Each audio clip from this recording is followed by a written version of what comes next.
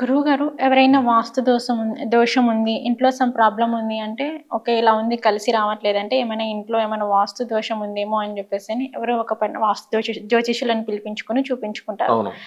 మనమే వాస్తు దోషం తెలుసుకోవడం ఎలా? మనమే అంటే అమ్మా ఇట్స్ డిఫరెంట్ వాటి వల్ల వస్తుంది వాస్తు దోషం. ఇప్పుడు ఎలా అంటే ఇప్పుడు మెడికల్‌లో మనకి కడుపు నొప్పి వచ్చింది, లేదా కళ్ళు మండుతున్నాయి, లేకపోతే తలనొప్పి వచ్చింది. దానికి ఒక రీజన్ ఉంటుంది. అలాగా మనంతట మనకి తెలుసుకోవాలంటే సబ్జెక్ట్ నేర్చుకోవాలి. ఫస్ట్ సబ్జెక్ట్ రావాలి వాళ్ళకి. ఓకే. సబ్జెక్ట్ రాదు, ఎలా తెలుసుకోవాలి అంటే అట్లీస్ట్ చిన్న చిన్న ట్రిక్స్ అయినా చిన్న చిన్న టెక్నిక్స్‌తో ఎలా చేయాలనే దాని మీద మనం బోల్డ్ అని వీడియోలు చేసాం ఒకటి.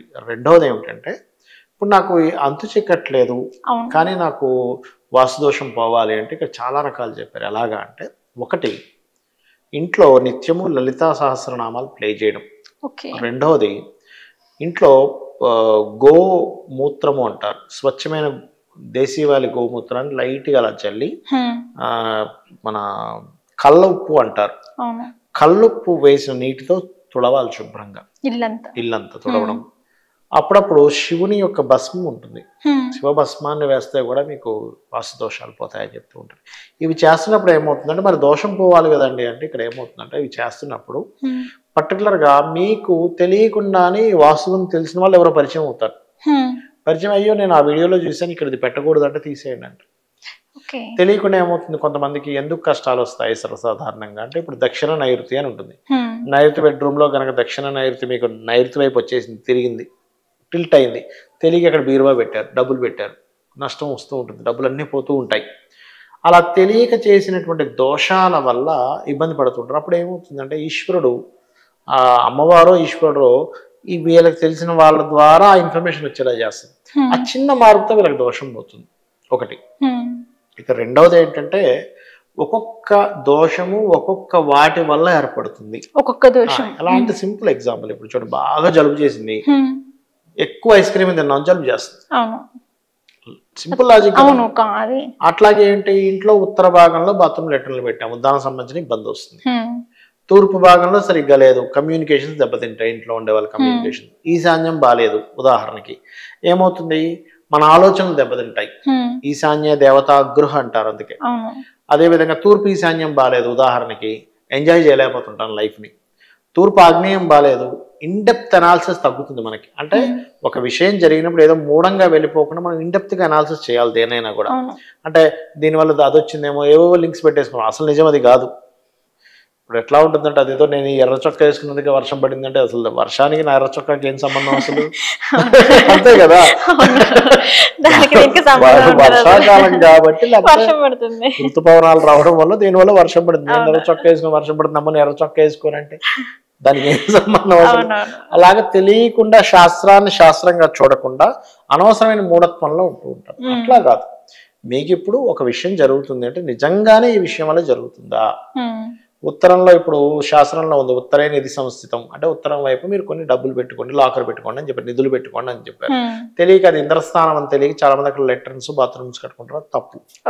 అట్లా అదే విధంగా ఆగ్నేయం పాడైంది, ధనాన్ని ఇంప్రూవ్ చేసే స్థానం, ఇంప్రూవ్ చేసే స్థానంలో తెలియక ఏ బాత్రూమ్ లెటర్న్స్ ఉన్నాయి, ధనం క్రియేట్ అవ్వదు ఫస్ట్, లేదా వివాహాలు అవ్వవు, గొడవలు వస్తూ ఉంటాయి ఆగ్నేయం వల్ల. ఎందుకంటే అక్కడ శుక్రుడు కారకుడు, స్త్రీలకు అనారోగ్యాలు వస్తుంటాయి, అనారోగ్యాలు ఎక్కువగా వస్తున్నాయంటే ఆగ్నేయం పాడైందని అర్థం చేసుకోవాలి. అదేవిధంగా దక్షిణం పాడైంది ఉదాహరణకి, వీళ్ళకి ఏమవుతుంది, సర్వసాధారణంగా జాబ్లో గ్రోత్ ఉండదు, సరైన జాబులు రాకపోవడము, జాబ్లో గ్రోత్ ఉండకపోవడం, ఇట్లాంటివన్నీ జరుగుతుంది. ఇలా ఒకటి కాదు రెండు కాదు. ఎలా అంటే వాస్తు అంటే ఎంతసేపు అందరూ ఏమనుకుంటారంటే వాస్తు పండితుడు లేకపోతే వాస్తు చూపించుకోవడం అంటే ఏమనుకుంటారంటే అన్ని కోలగొట్టేయడం అనుకుంటారు. అసలు కోలగొట్టడం వాస్తు అంటే ఎలా సెట్ చేసుకోవాలి. ఇప్పుడు డాక్టర్ గారి దగ్గరికి వెళ్ళారమ్మా, మీకు అనారోగ్యం ఉంది, ప్రతిసారి ఆపరేషన్ చేసేద్దామంటాడా?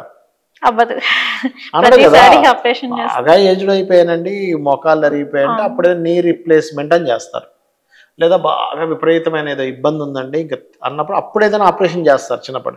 కానీ ప్రతిసారి ఆపరేషన్ అన్నారుగా, టాబ్లెట్స్ ఇస్తారు, ఒక ఇంజెక్షన్ ఇస్తారు, ఒక టానిక్ రాస్తారు, ఇలాగే ఉంటుంది. లేకపోతే ఏమీ లేదండి మీరు ఊరికే ఫీల్ అవుతున్నారు, కొంచెం ప్రశాంతంగా ఉండండి, ఆటోమేటిక్గా తగ్గుతుంది అంటాడు. అట్లాగే వాస్తులో కూడా ఏంటంటే ప్రతిదీ కూలగొట్టేసేయడము లేకపోతే అన్నిటినీ విరగొట్టేసేయడం ఉండవు. కలర్స్ ద్వారా మార్పు ఉంటుంది. అంటే మనం వేయకూడని రంగు ఏమైనా వేసామా ఉత్తరం వైపు, రెడ్ కలర్ ఎల్లో కలర్స్ వేసామా చాలా డేంజర్. అలాగే తూర్పు వైపు ఏమైనా తప్పుడు రంగులు వేసామా, అందుకని కమ్యూనికేషన్స్ దెబ్బతింటున్నాయి ఇంట్లో. నైరుతిలో ఏదైనా వేయకూడని కలర్స్ వేసామా, యాక్చువల్గా క్రీమ్ ఆర్ ఎల్లోయిష్ కలర్స్ ఉంటే మంచిది. ఇట్లా చూసుకోవాలి. అంతేగాని వాస్తు అనగా ఈ వాస్తు చూపించగానే మొత్తం కూల్ చేస్తారనుకుంటే తప్పు. చక్రం పెట్టుకొని మనకి దానికి ఎన్ని డిగ్రీస్ టిల్ట్ అయింది, ఇంకోటి రఫ్గా ఎప్పుడు వాస్తు చూడకూడదు.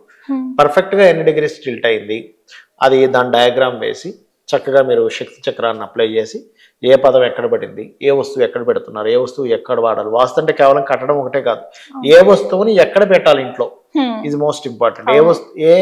ఏ యొక్క కర్మ ఎక్కడ చేస్తున్నారు అంటే ఏ యాక్టివిటీ ఎక్కడ చేస్తున్నారు. చాలా మంది తెలియక ఏం చేస్తారు, ఇస్త్రీ పెట్టి తీసుకెళ్ళి ఉత్తరంలో పెడతారు, ఉత్తరంలో ఇస్త్రీ చేస్తుంటారు, డబ్బులు నిలవు. తెలియక పెడుతుంటారు. చూడండి, ఇప్పుడు మీకు ఆశ్చర్యం వేసిందా? అవును, నిజంగా అట్లాగే ఉంటది. తెలియక నీళ్లు తీసుకెళ్ళి అన్ని తీసుకెళ్ళి అగ్నిలో పెడతారు. అగ్ని దగ్గర వాటర్ పెడితే ఏమవుతుంది చెప్పండి, సింపుల్ లాజిక్. ఇప్పుడు అగ్ని ఉంది, తీసుకెళ్ళి వాటర్ పోసారు, ఏమవుతుంది, అగ్ని ఆరిపోతుంది. అట్లా నీటి దగ్గర అగ్నిని పెట్టొచ్చా? ఇస్త్రీ పెట్టింటే అగ్నే కదా, పెట్టకూడదు. తీసుకెళ్ళి స్టవ్ పెడతారు కొంతమంది తెలియక. అట్లా తెలియని చిన్న చిన్న తప్పుల వల్ల అక్కడ ఉండే దేవతా స్వరూపం, అసుర స్వరూపాలు ఏవైతే ఉన్నాయో ఎఫెక్ట్ అవ్వడం వల్ల ఇబ్బంది వస్తుంది. అంటే చిన్న ఎగ్జాంపుల్, ఇప్పుడు మనకి ఏదైనా కరిసిందమ్మా ఒంటికి, మరి దానివల్ల బాడీ ఎఫెక్ట్ అవ్వట్లే, ఏదో పురుగు కరిసిందండి ఇదంతా వాచిపోయింది అంటాం. అంటే ఏంటి, అక్కడ ఆ ఎనర్జీ వచ్చి ఫామ్ అయి పాడు చేసింది, ఆ ఎఫెక్ట్ అయింది కదా చెయ్యి. అలాగే మనం చేయకూడనటువంటి యాక్టివిటీ ఓ దగ్గర చేస్తున్నాం, ఎఫెక్ట్ అవుతుంది. సింపుల్, అది అర్థం చేసుకోవాలి వాస్తు అంటే.